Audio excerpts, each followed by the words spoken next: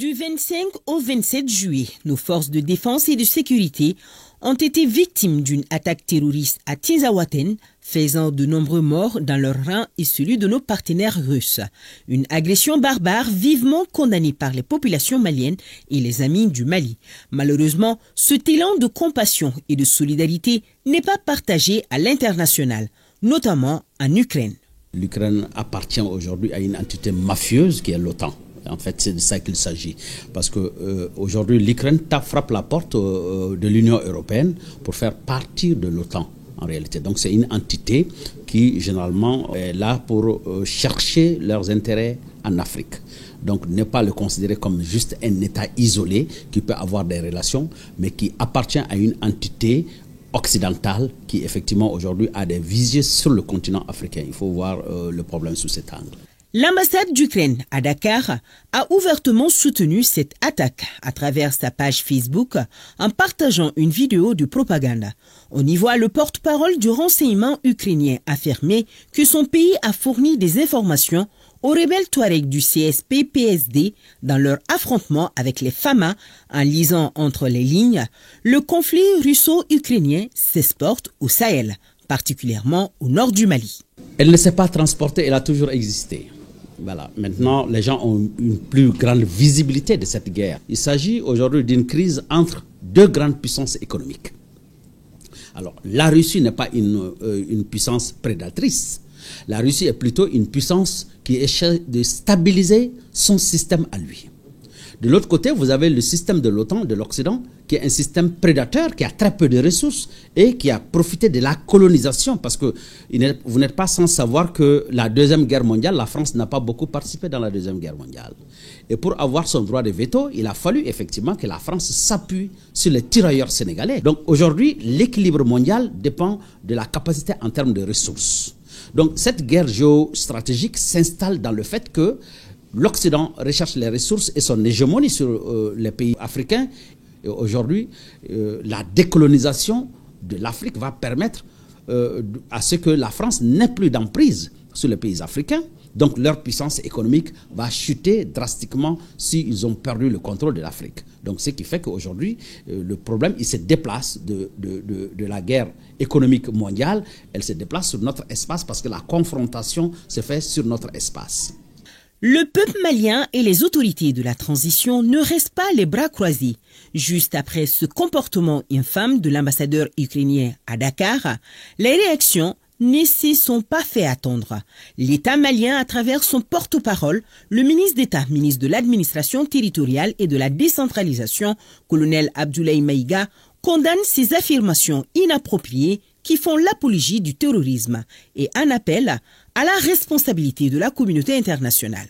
Une démarche jugée louable par nos analystes. L'État malien fait appel à l'intelligence de l'Afrique. Parce qu'on a toujours pensé que c'était une guerre du Nord, une guerre du Mali. Mais en réalité, c'est une agression contre le continent africain. Donc c'est l'ensemble du continent africain qui est agressé par l'OTAN. Mais il va bien falloir qu'on commence par quelques États. Après le Mali, il y a eu le Burkina, il y a eu le Niger, et il y a eu le Bénin récemment, il y a eu le Togo. Il y aura l'ensemble du continent africain qui sera sous attaque tant que nous n'avons pas résolu le problème de façon globale. Naturellement, lorsque des manquements aussi graves sont observables de la part d'un État souverain à l'encontre d'un autre État, il est de la responsabilité de la diplomatie, il est de la responsabilité de l'élite politique et même militaire au pouvoir d'agir. C'est cet agir qui expliquerait le pourquoi du contenu du communiqué qui nous a été partagé par le gouvernement du Mali. Quelle sera la suite des événements dans les prochains jours et mois à venir?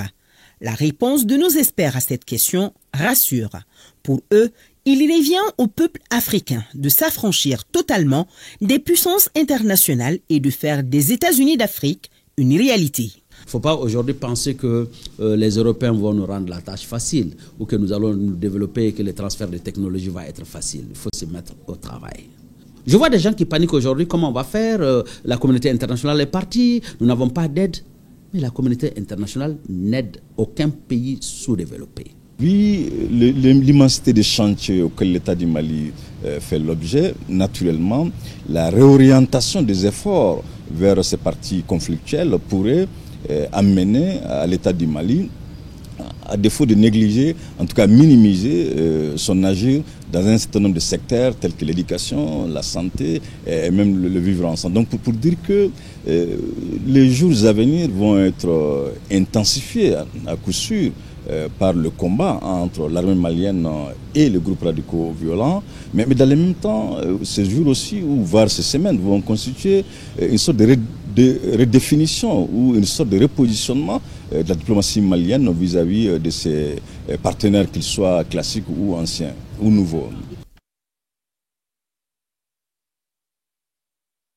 Aujourd'hui, nous sommes en train de faire une visite de la délégation militaire turque à haut niveau, présidée par le général de division, général Altındağ, İlkay Altındağ. Nous sommes très heureux, c'est un grand honneur pour nous d'être reçus par le chef de l'état-major des FAMA.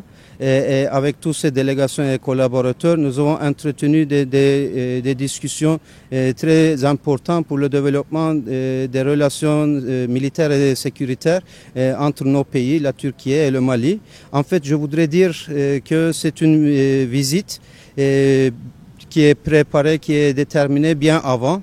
Donc c'est une visite programmée. Donc il y a toujours un accroissement des rapports et des contacts entre nos pays, aussi dans le domaine militaire et sécuritaire. La Turquie reste toujours à côté du Mali et dans son appui à la lutte contre les terroristes du Mali, c'est-à-dire la coopération entre les pays contre le problème du terrorisme international, le réseau global du terrorisme, c'est notre devoir, c'est-à-dire nous sommes ici pour donner notre soutien à la lutte contre le terrorisme de votre pays. L'Ukraine affiche et apporte ouvertement son soutien aux terroristes qui s'attaquent au Mali, à Tinzaouaten. Ce sont des femmes dignes et braves fils du pays qui sont tombés en martyrs sous les balles assassines d'un ennemi à visage découvert, au vu et au su d'une communauté internationale à double vitesse. Inacceptable. Bamako monte au créneau pour dénoncer et condamner une agression extérieure avant de rompre avec effet immédiat ses relations diplomatiques avec Kiev. Réaction logique et normale. Une réponse du berger à la bergère, un message clair et net qui est la preuve que la souveraineté du Mali est non négociable. Mais sous d'autres cieux, les médias et réseaux sociaux seraient inondés également d'autres réactions unanimes autour de la mère patrie victime d'une agression extérieure. Oui, une agression surtout revendiquée officiellement par un pays. Quel scandale! Au Mali, les soutiens ça et là demeurent timides et les voix qui s'élèvent sont à peine audibles. Que deviennent les forces vives de la nation? Où sont les partis politiques? Pourquoi la société civile se tait? Personne ne s'exprime. Le mutisme a atteint son paroxysme face à l'agression d'un Mali qui ne réclame que son intégrité et sa souveraineté acquise au prix du sacrifice ultime. Ce silence radio est incompréhensible. Incompréhensible au moment où même une organisation régionale jugée peu crédible condamne une ingérence étrangère. Ce silence est incompréhensible au moment où même un pays voisin rappelle à l'ordre l'ambassadeur ukrainien sur son sol. Dans ce même pays voisin, face à la gravité de la situation, plusieurs organisations de la société civile n'ont pas hésité à élever la voix pour dénoncer une campagne de propagande contre l'État malien. Politiques et leaders de la société civile, soutiens et opposants à la transition, le peuple vous observe. Dieu veille sur le Mali.